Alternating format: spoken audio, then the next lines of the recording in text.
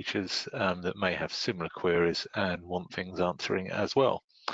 So really it's a chance now for you to ask any questions and clarify anything that you would want really leading up to the summer.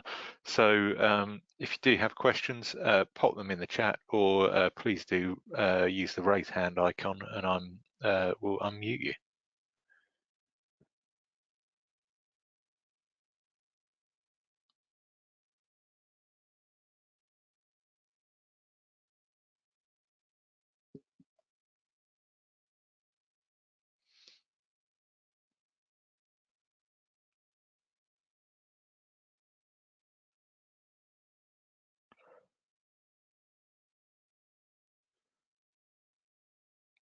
Not seeing any hands raised, so I'm assuming that questions might be coming in on the chat. So we'll just wait a minute for anything to come in that way.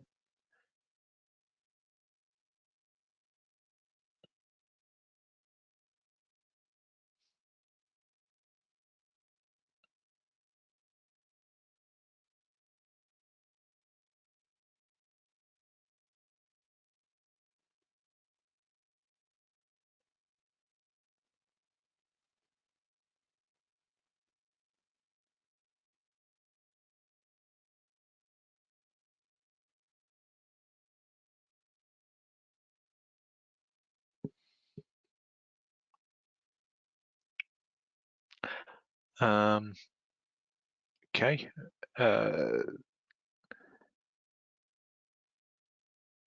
So not getting anything in the chat just yet.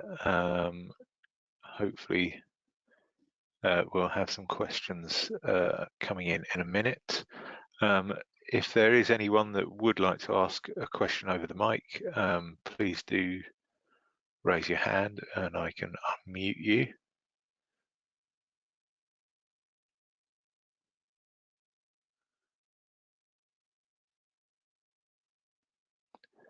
Here we go. So Gemma, you should be unmuted and able to. Hi there. Sorry, I'm on my phone because my work Mac doesn't want to play ball, so I apologise that I can't comment in the chat.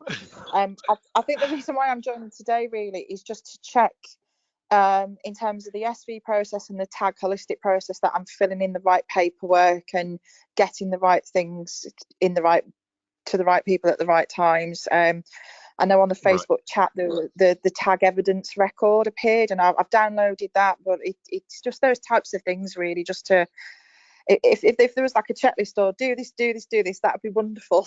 If that makes sense. Okay, so I mean, in terms of the SV process, if you are being SV'd this year, your SV should be in contact with you and arranging that sample. So I mean, and it is operating slightly differently this year in terms of it's not a sort of block release sort of process as it normally is. It's more of an informative feedback to help you with the QTAG process and help inform your decisions around that. So hopefully that's happening for you. And then in terms of things to be completed, obviously you're working towards the 18th of June to submit the Q tags. For all your learners, if you've got completed units and you know you've got grades for those units, what you can be doing at this point is making interim claims on edX and online, so entering those grades for those units as an interim claim, and that puts those grades on the system for those units, and that's for certificating and mid-flight. You can do that. And then what will be happening as well, particularly for the mid-flight learners, is the Z to flag any units that have had the reduced unit assessment. So that's where you've delivered the unit, but haven't assessed that unit. So that's happening. And then, yeah, so there's this sort of evidence record that's now available for you to complete for the Q tags to show the evidence that you are using across the different skills and knowledge or units, depending on how you arrange that. So there is this template that we've produced that can be used, but you can use your own systems as well. So that's available, and there's, I don't know if you've all seen, there's a really handy video which talks through that, which was linked in the last VQ bulletin that came out earlier this week, or was it yesterday or last week? I can't remember now. We've had so many different things go out over the last couple of weeks, which what I'll do in a minute, I'll find a link to that and pop that in the chat as well, which I think will be really useful to look at as well. So those are the things that kind of need to be done over the next few weeks. Obviously, it's making sure that you've got your evidence that you're considering. You know, that can include obviously CAGs from last year, or calculated grades for the external assessments from last year, completed units that have actually taken place as well, and it can include like homework, classwork, all various different things that can show the skills and knowledge that are covered across the qualification as well. So there's yeah, hopefully that's covered everything there. And what I'll do is I'll just find the VQ update as well, which had that in. If you just give me 1 minute while I navigate through a few different things.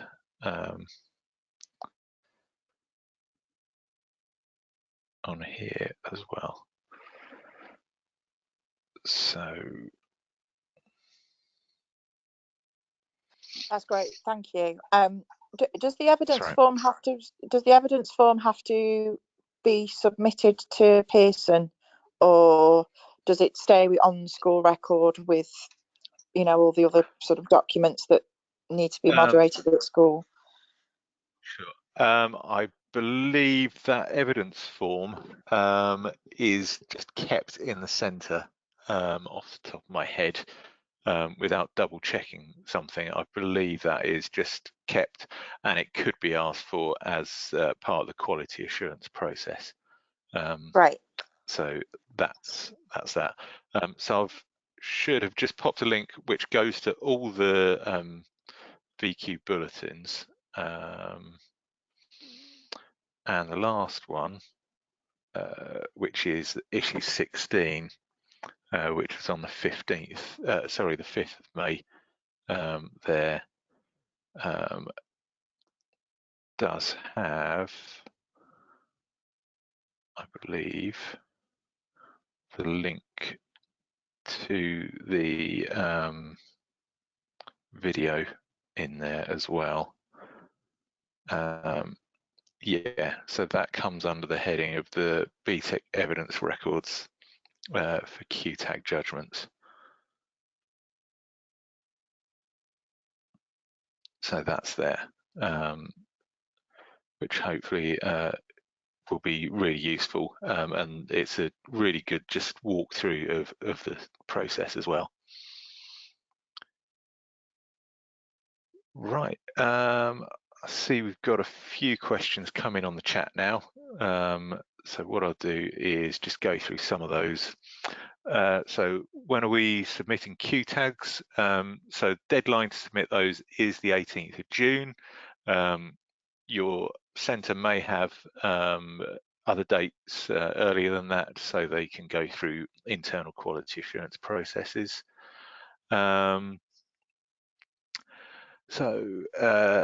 Is there any update on Midflight Learners for Unit 1 regarding when we know what grade will be awarded? I'm presuming that that is probably for the BTEC first we're talking about there for Unit 1. If you could just give me a hands up if that's right. Yes, okay. For Midflight Learners, it's still to be confirmed the full process, what will happen, but in one of the previous VQ bulletins as well, we did confirm that what will happen next year, and it's actually in the big guidance document for Q tags this year about mid-flight, is that we will either ask for unit level teacher assessed grades or holistic qualification level teacher assessed grades for mid-flight learners next year. So if there are units where it's internal, it's been part of the reduced unit assessment, or it's an external where they've got an entry for this summer, but obviously they've not gone ahead this year, then we will ask for either one of those, but the full process hasn't been confirmed yet. So what I would suggest at this point is you may want to gather some evidence to show the level that they're currently performing at for any of those units, so that you can look at, and you have that to hand for when that process comes around, and we can confirm exactly what is going ahead with that. Can you confirm the sample process in the QA window? Are completed units being called along with general evidence? So in terms of the quality assurance process for BTEC, there may be samples of work requested as part of that after the teacher assessed grades have been submitted, the Q tags have been submitted. So, I mean, it may depend on what needs to be looked at, what may be called, and I think that will get confirmed with any centre once it gets to that point as well. So it will be, I mean, I think it will be a case of we'll need to look at what the situation is and what we want confirming as part of the quality assurance process there before we know exactly what would be requested. Is there a moderation opportunity that we can do? So obviously the standards verification process is going ahead for centres. So if you've had that, that should give you some feedback in terms of your judgments and the marking of the work that's been submitted for SV. But if you did want to carry out some moderation, there may be other centres that you can reach out to and contact to go through that with them and get an idea of some moderation work there. Mid-flight units, do we need to flag where units are being assessed with reduced content, or are we only flagging reduced units that have not been assessed? So it is only units that are not assessed but have been delivered that you will flag with the Z when that becomes available in edX Online. If they have been fully assessed but with reduced evidence, then you don't need to flag those. Okay. And where the Unit 1 exam was CAG'd last year, the evidence for this is likely to be lower as we submitted a rank according to their potential. How do we incorporate this in the overall evidence working out? In terms of considering the Unit 1 from last year, that was obviously calculated based on performance from other units as well.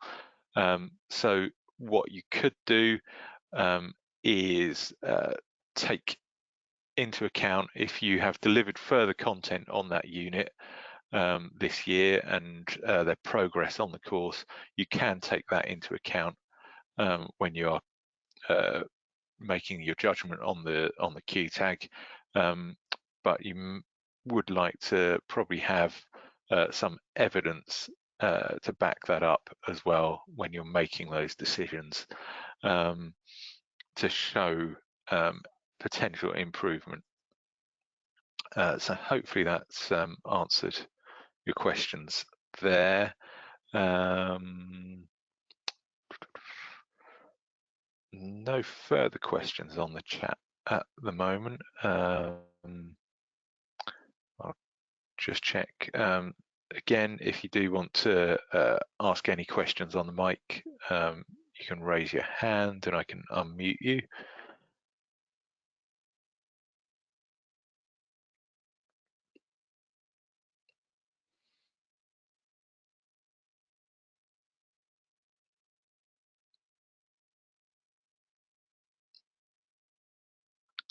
Okay, so doesn't seem to be any raised hands there. Oh, there we go. We've got one. So Louise, you should be unmuted, although you are self-muted at the moment. There we go. Yeah. Just a quick question where obviously in the situation where some units, some students have finished units and then some students haven't. So for example, a unit that I've been sampled on, not the whole class have obviously for different reasons have completed the unit. So for those students, obviously they've created evidence to go towards the Q tag. Should I claim on the as an interim grade for the students who have completed that unit and then not claim for the students who haven't? Yes. So in terms of that, if they have completed the unit and you've got a grade, you can put that in as an interim claim. That's fine, and obviously you can consider that as part of the evidence when you're considering the Q tag. And yeah, for those other learners, obviously you don't put the grade in for that, but consider the evidence that you do have for when you're coming up with that Q tag. Yeah, and just another question. Yeah. I presume it's okay to to be sort of flexible in terms of evidence based. So for example, in Unit 2 for the evaluation, while most students would do that written, is it okay for some students to do that obviously as like a verbal exercise, for like an interview and things like that? Is it okay to have different types of evidence in that way? Yeah, I mean, yeah, certainly, and I think for any year when you're carrying out assessments, you can have different forms of evidence. Certainly when I was teaching BTECs and doing it that way, we did allow students to submit different forms of evidence for, say, an evaluation or something like that. So written or sort of spoken evaluation would be fine. That's not a problem. Yeah. When we fill in that sheet out, even though the spreadsheet that BTEC have provided there, because we're using that one. So some students will have written evidence for say Unit 2, and some will have recorded evidence. Is that okay just to put that on the sheet, or do I need to differentiate that slightly different, or is it just putting all the different types of evidence in that spreadsheet? I think with that, I don't think you particularly need to differentiate per student. You can say, you've got this evidence to cover this skill or unit. So I think, just a broad sort of overview of the evidence that you'll be using is fine with that. Yeah, I was just wondering, because obviously when it came into like maybe a further sample in that QA process, they're obviously going to ask to see that document at that point, I would imagine. And then obviously if you've put, these are the types of evidence, it might not just be the same for every student. That would seem okay to you, yeah? Yeah, and that's fine. And I think with the situations, it's going to be expected that there may be some variation in the evidence as well. On the Excel sheet as well, there are the tabs for individual and multiple learners, which allow you to sort of highlight any particular differences if there's real significant differences with the evidence used as well. Yeah, are we just doing that on a centre basis? If there is special consideration and those kind of things that are on that sheet, how is that going to be looked at? We're a bit unsure really about whether what counts as a, you know what I mean? Because as a special consideration, or that's a bit unclear, I think. I mean, in terms of that, with the sort of individual learner sort of tab and things like that, I think that's going to be used where obviously you've put in the types of evidence that you will be using for the majority of your cohort, and if there's any sort of significant difference for an individual learner, say that they were self-isolating and weren't able to produce the same type of evidence, and you've got alternative forms of evidence for that learner, that's where you would highlight that really. That's where I see that being used. And if there are obviously special consideration, I think it's been highlighted that where it's kind of those will be the more unusual cases of special consideration for this year, because I think the whole process will take into account a lot of the types of special consideration that are probably being considered. So I think obviously you will highlight that for individual learners there, or if it's affected multiple learners in that as well. Got you. So if a particular student maybe has been shielding a longer time and has perhaps got slightly less evidence or different form of evidence, then that obviously would be appropriate to use there then. Yeah, that's right. Thank you. Sorry for all the questions. Okay, no problem. That's all right. Very much. Okay, another question just come in. January exam grade boundaries seemed lower than usual. When we're keeping evidence from mock papers, for example, should I use these latest lower grade boundaries in my QTAG considerations?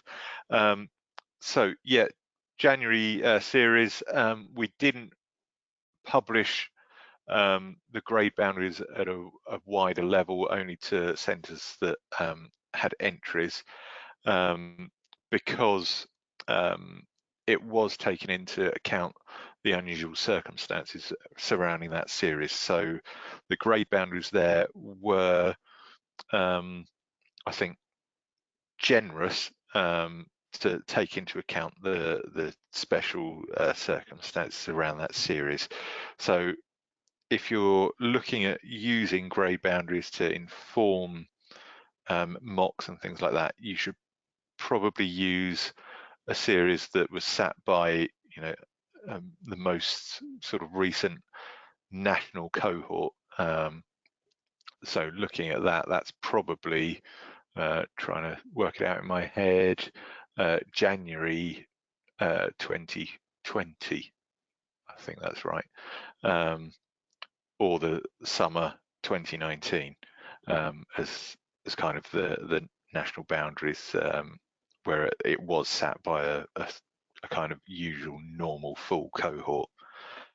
So yeah, Jan 2021 probably doesn't give the greatest representation to what the grey boundaries would look like. So hopefully that's answered that as well.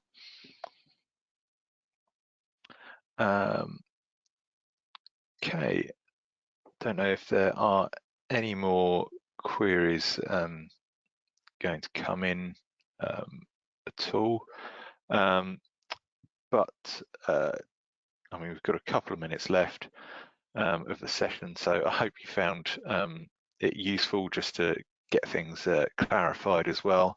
To keep up to date with the latest information,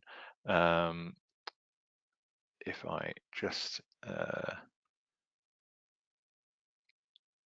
share my screen here,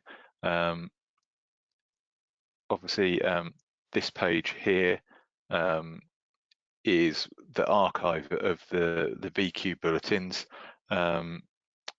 That's got all the latest information in terms of the updates and leading up to the submission of the Q tags. So on the website, under the Teaching Assessment 2021, over on the right hand side, there's a link to the VQ Bulletin archive. Click on that and that will go through to the archive. Yeah, so if you do need those, that's where to find them. And if you go down a little bit further, there's a link there on the website as well to sign up for the VQ bulletins. So you can receive those via email as well when they do get issued. They're usually around fortnightly updates that are coming out at the moment. So I hope you found this useful. I'll be posting a recording and I'll try and bring out the chat as well and post that along with the recording on the Pearson Music community page. So that can be found via the portal as well. So if I quickly just show where that is. So if you go to the Contact Us, go to Teachers, you can go to Ask Community, which brings you to this page, and you will find a link to the music community in there, and you can click on that. So please do join the music community on there. Updates do get posted in there, and you can ask questions and receive answers through that as well. So thank you very much for attending. I hope you found it useful, and I hope you have a good evening.